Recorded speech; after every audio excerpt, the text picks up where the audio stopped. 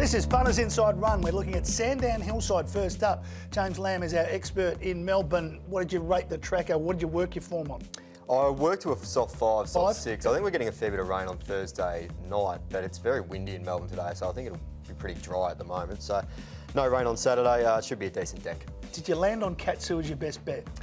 I did, and then I looked at the price, Matty, and I thought $1.80, it's not overly brave. So I've gone with a different best bet. I've gone with race 9, number 2, a Gunstock. I think we're getting about $2.80. Very well backed first up and won well over 1,600. Ran down Keats, giving that runner 3 kilos that day. So it was a very nice effort. Steps up in trip here. Last time he stepped up in distance second up, he won by about 3 lengths at Caulfield over 2,000 metres. I think he's a really smart horse. He's pretty lightly raced. I think he's only had 8 or 9 starts for 4 wins. And look, his main danger, Pinstripe, it's going well, but he's drawn barrier 18 and is stepping beyond a mile for the first time. So I'm keen to be with Gunstock. I think he's a good play in the last. We've got to wait a while to get there, though. I did exactly the same for my best bet. I know you like Katsu as well, but I thought Katsu was just too short, and I thought Gunstock last time second up won the Coonji. So this is a horse that probably has Group 1 races in mind further down the track. Yep. What about your next best and your value? Next best was race 5, number 1, Dashing. It's a horse that I've tipped a few times. Well, it's just the way you live your life. Yeah, exactly. I'm a Dashing customer. Just always fronts up, always runs well, this horse. It scratched from a 2,000 metre race at Flemington last week. Drew very wide there. I don't have a big issue with it coming back to a mile. I think it's had 5 starts over 1,600 for 4 placings. So it loves this distance, goes forward from a middle gate, and the 3 kilo claim's pretty handy for Lafferty. It's down to 56 and it's the highest rated horse in the race. So it looks well weighted and we're getting a nice price for Dashing. Best value, I can't believe I'm tipping this horse, but there you go. Race 7, number 3, Mr. Exclusive at $21. It's had 38 starts for 3 wins, so it's not a prolific... 35 very honest runs behind it. Yeah, well, it is very honest. So I think the $5.50 on offer for the place is very good for Mr. Exclusive.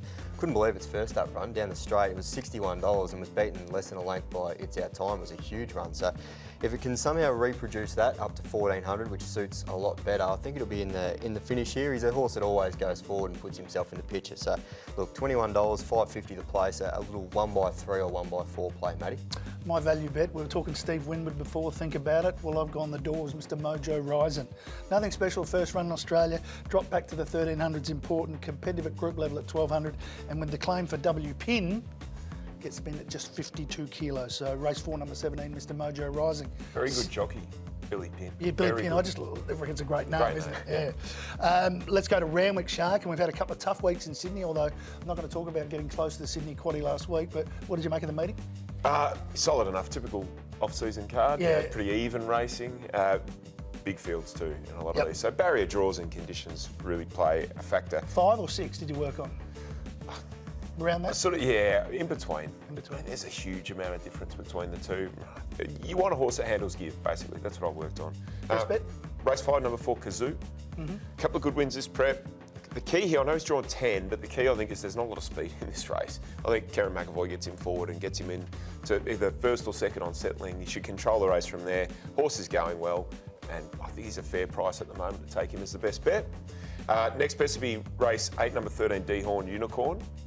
Great first up run. Just probably one of those first up runs where he loomed into the race, went to run into it, and just fitness got a little bit of him late. Better horse second up, he'll go really well. And the value, race 9, number 15, Zushak, 3 for 3 at the distance, and you're getting $12. Again, last start run was pretty solid. He'll go forward, be somewhere in the first 4 or 5 on settling. Get a good shout at an each way price. My best is in race 6, number 3, Unspoken. Just missed last time at 1,700 at Scone. Hit the line really well though. 4th run in Australia, gets to the 2,000 metres, which is a big tick for me and can race on any surface. Value bet, race 8, number 10, Conscript. Really good return at Rose Hill. Second up record is terrific, as is 1,100 metre record. The stats are really good here. And again, just drops to 51.5 kilos, so gets down in weight. All right, that's it for Sydney. Now, you've had a couple of multis and you've had a couple of scratchings, so today's the day. We have missed out on a couple, but I reckon we'll get this multi this weekend. So, yeah, I'm very confident. Eagle Farm Race 5, number 2, Yellow Brick. Sandown Race 6, number 7, Katsu. Eagle Farm Race 7, number 1, Kovalika. If we've got the first, I'm pretty confident Lammy coming in the last. Looks good on paper. It does. As we always do. Thank you, Lammy. Thank you, Shark. On you, Matty. And thank you for joining us. Keep an eye on socials for Shark's multi and also the quaddie that we've worked out for Sandown. Happy punting on the weekend. See you next time.